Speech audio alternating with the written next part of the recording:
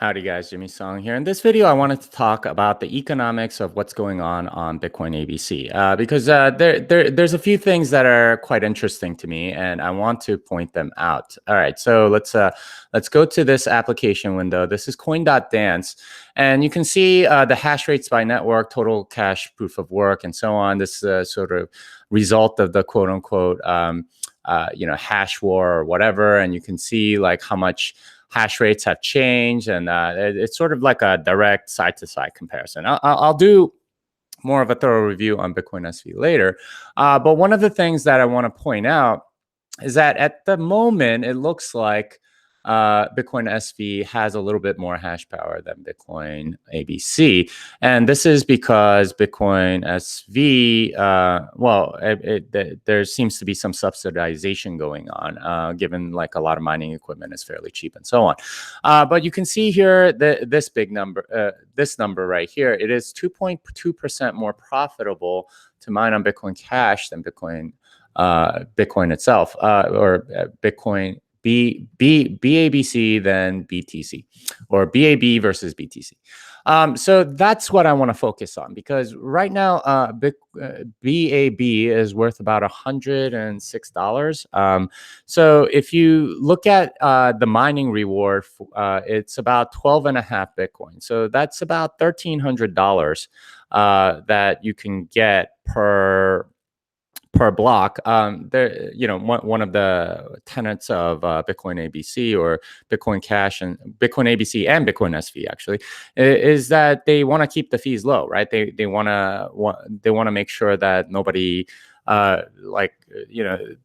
that fees stay low, that there's no quote unquote fee market. They have really, really large block sizes, which are nowhere near full. So, if you provide whatever the minimum is, then the miner is supposed to pick it up because they're economically incentivized to do so.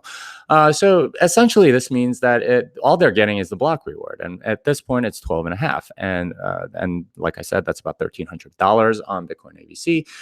So based on that, there's some consequences, right?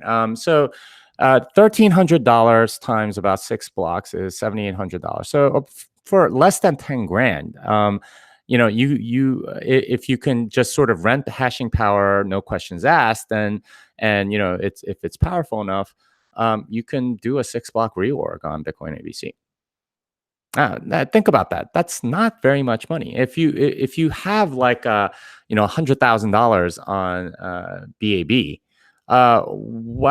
what might you want to do? And an exchange takes deposits after 6 confirmations. Well, if you can SPY mine, or if you can privately mine, what I would do is, if I wanted to attack that exchange or bankrupt that exchange or punish that exchange for some reason, then I would go and deposit, $50,000 worth of BAB, trade it as soon as possible, take it out in Bitcoin, and then do that 6 or 7 block reorg, and do it as quickly as possible.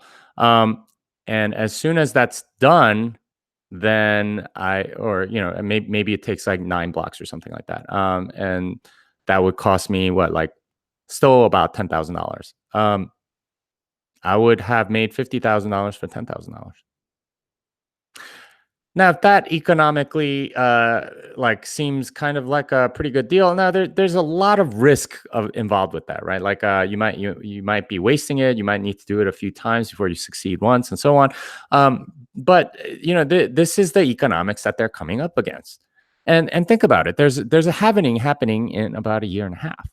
What's going to happen then? Well, then it's going to be 6.25, and the price of everything is halved.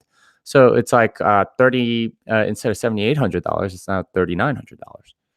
$3,900. If you want deposits of like 50,000, now it becomes even more. And 4 years from then, now it's like less than $2,000.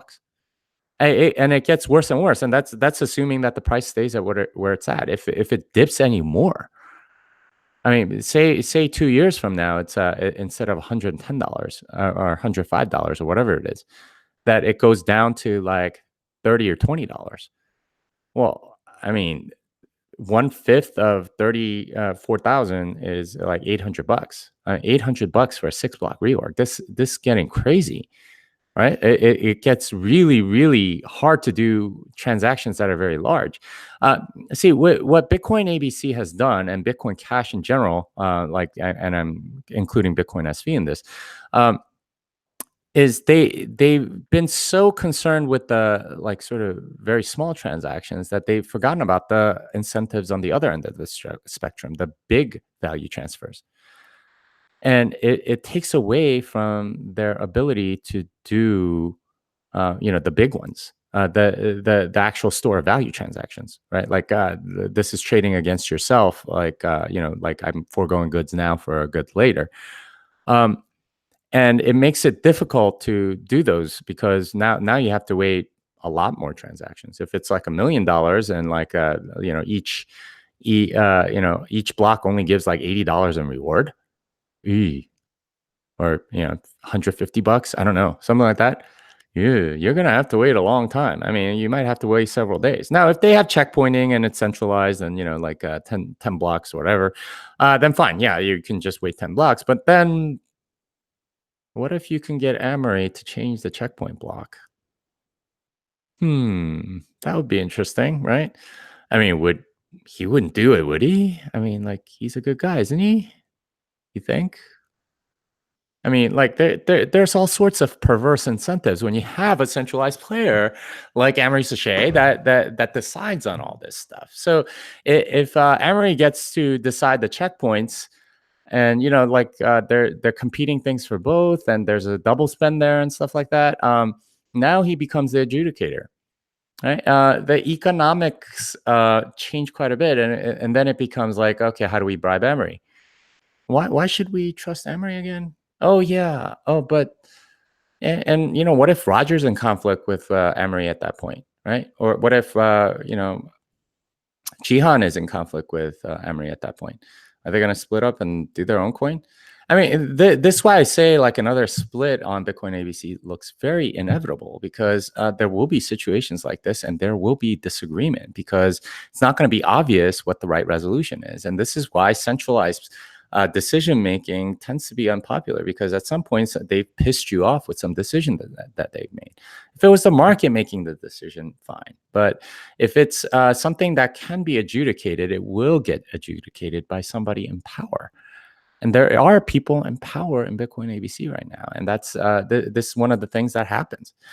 So anyway, this is sort of the economic analysis that you have to take a look at. The game theory here is like very vulnerable because the hash rate is so low and the coin is priced so low, and they're on the same proof of work. You can sort of defend against that to a degree by centralizing, but how much centralizing are you going to do before you have like any you can't claim in any way, shape, or form that you have any decentralization. I mean, I think it's been centralized since the beginning anyway, since they hard forked away. But yeah, I mean, that credibility goes away. I mean, I think this is why a lot of people left Bitcoin Cash, and why it's the sum of Bitcoin ABC plus Bitcoin SV is lower than what it was before the hard fork on November 15th. It's in large part because they were realizing, oh man, this is like really centralized, and this isn't going to overtake Bitcoin. And this is, I think, why Roger Ver didn't really want to bet with me, right? Like, even though he's the one that offered the bet to me, he didn't, like, we were negotiating and I would write back like right away, and he'd take like 3 or 4 days because he knew this was a possibility. He knew this was a possibility. Deep down, he knew. And he still knows, and he's if you notice his videos, he's not quite pumping his bags quite as much. He doesn't have that same force of conviction, right? Because he knows deep down, he knows. Anyway, I hope that helps you. This song is well, before I say that, please let me know what you think in the comments. If you disagree with me or whatever, let me know why. Anyway, I hope that helps you. This song is